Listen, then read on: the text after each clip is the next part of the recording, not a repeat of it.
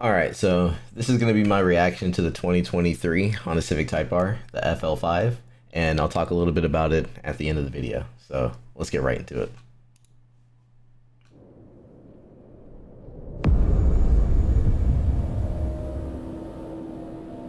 We continue taking on challenges. Alright.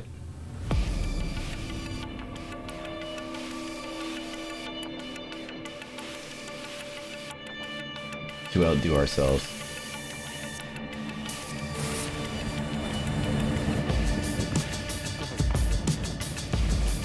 This car theoretically is supposed to perform better than the FK8 on paper, so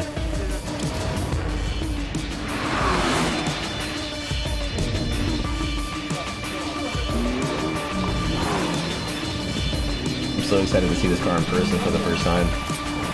I gotta see this car in person.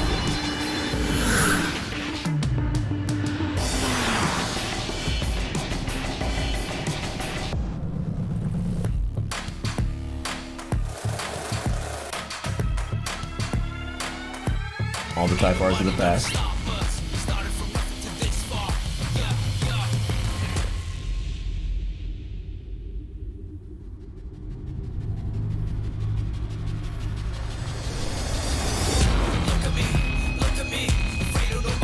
OG Championship Wyatt, of course. That's how you have to debut it.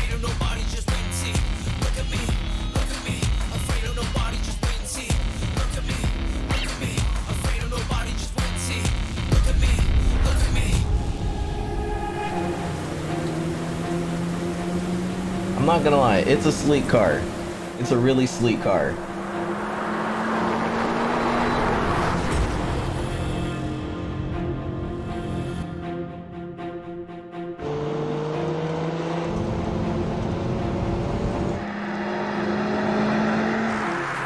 ホンダの歴史っていうのは飽くなきチャレンジングスピリットの塊だと思ってます。タイプ R の誕生からちょうど30周年となる今年、テクノロジーの進化と洗練されたデザインの融合により、レーシングカーが持つ速さと圧倒的なドライビングプレジャーを追求するのがタイプ R の使命です。お客様の直感に響く最強の FF スポーツを作り上げました。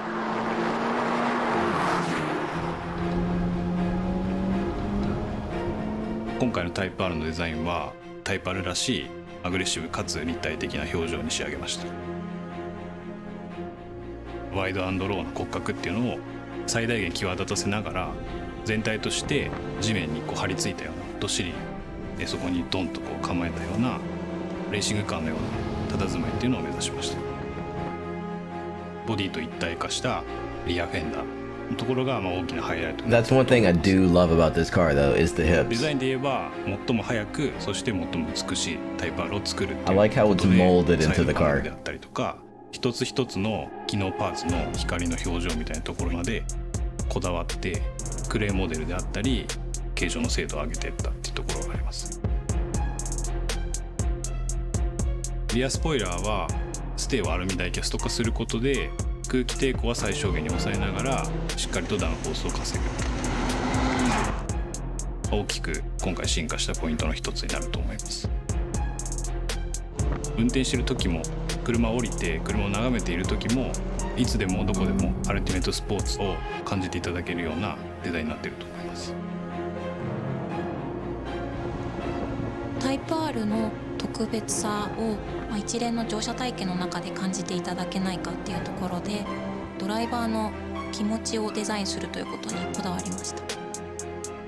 ドアを開けた瞬間に真っ赤な世界が飛び込んできて、上からの走りをかきたてられるようなまず体験をします。深みを持たせられるように素材感、何度もトライアンドエラーを繰り返して上質感と洗練さを兼ね備えた赤を今回編み出しました。シートに滑り込むと世界が一変してドライビングに集中できるようなブラック基調のインテリアが広がります。一連のコックピット体験を提案します。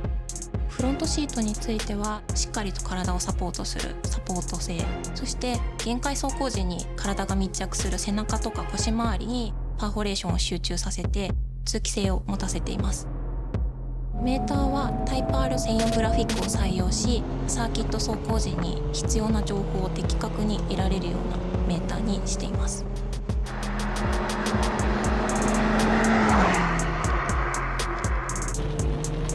ダイナミクスコンセプトはアルティメイトドライビングプレジャーです。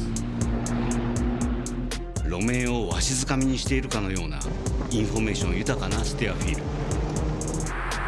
ル、意のままに操れる一体感に満ちたハンドリング。 Imagine driving that on a track. ドライバーがタイプ R と一つになって圧倒的なパフォーマンスと感能を体感できる、そんな車に仕上げました。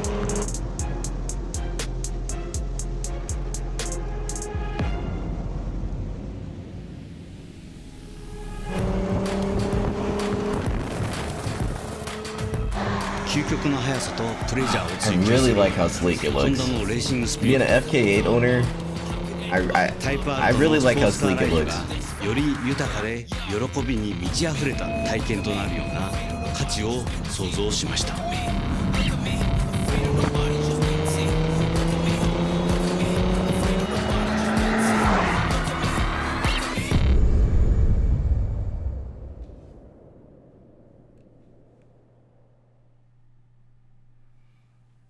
All right.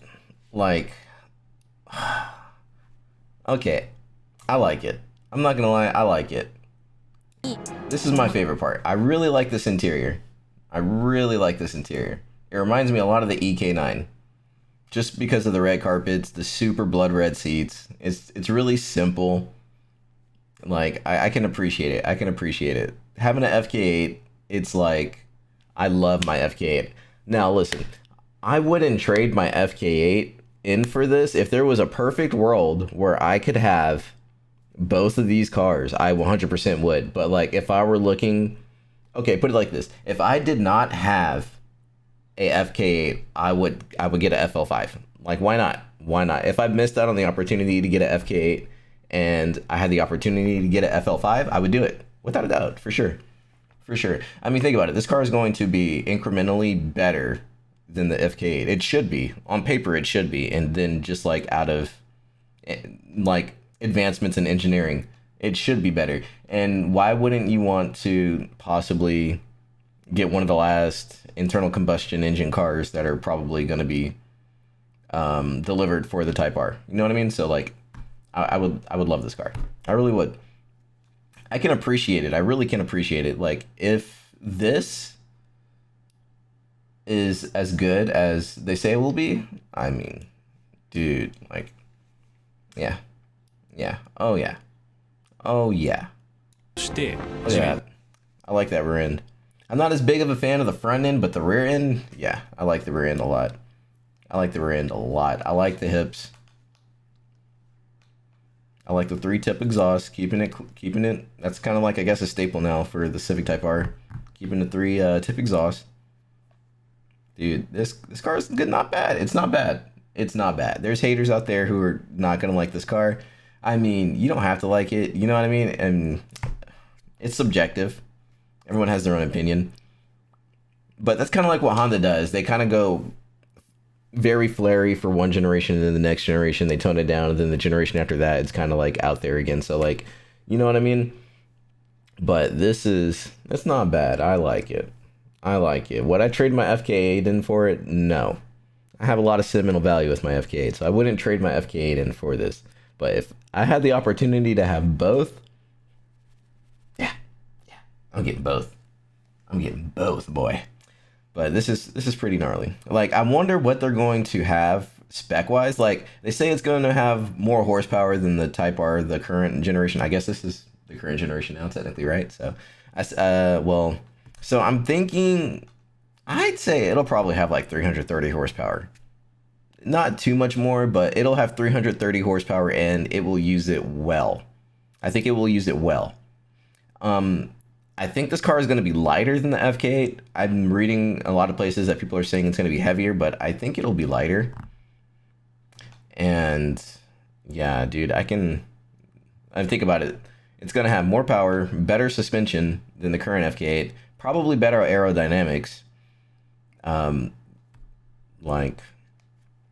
Based off of these sensors, it looks like it comes with Honda sensing straight out, so I don't know. Can you turn that off in the newer versions? I have the Zenki model, so I don't know if you can in the Koki FK8. So I don't know. But this car, if I could have one, I would, 100%. Look at that! Look at that! Look at that! Look at that! That looks good. That looks good. It does. It does. So when I first saw like the sport models and the regular base ones, like I wasn't too for it because I kind of like the hot boy look of the FK8. So when I saw like the newer base model ones, the newer base model 11th gens, I was kind of like but this, I mess with it. I like it. But anyway, that's it. Tell me what you guys think. Leave a comment down below. Let me know what you guys think of the new FL5. Are you guys gonna get one? For all you FK8 owners, are you going to trade in your FK8 for one? Are you going to have both? What are you going to do? If you don't have either, or well, if you don't have an FK8 now, are you going to get the FL5, or are you going to get a used FK8 when inevitably more hit the market? I don't know if the prices are going to drop. I doubt it, but like just based off of like production that are going to be on these cars, I doubt there's going to be a lot of production on these cars just because we live in a world now where new cars are very scarce due to like shortages of parts and stuff like that. So yeah, and also I'm expecting these cars to be a minimum 40K, no more than 43, because these have to be competitive, especially with it being front wheel drive, not all wheel drive. You know what I mean? But I'm thinking 330 horsepower, no more than 42K. I'm thinking MSRP will be about 40K, but with dealer markups, you're probably looking at like, dealer markups, you're going to be looking at like 50, 55K, probably easy. But MSRP, you'll probably, if someone honors that, 40, 42K. I could be completely wrong. I'm just a guy on the internet, so yeah. But tell me what you guys think. Leave a comment down below. I'm out. Later, guys.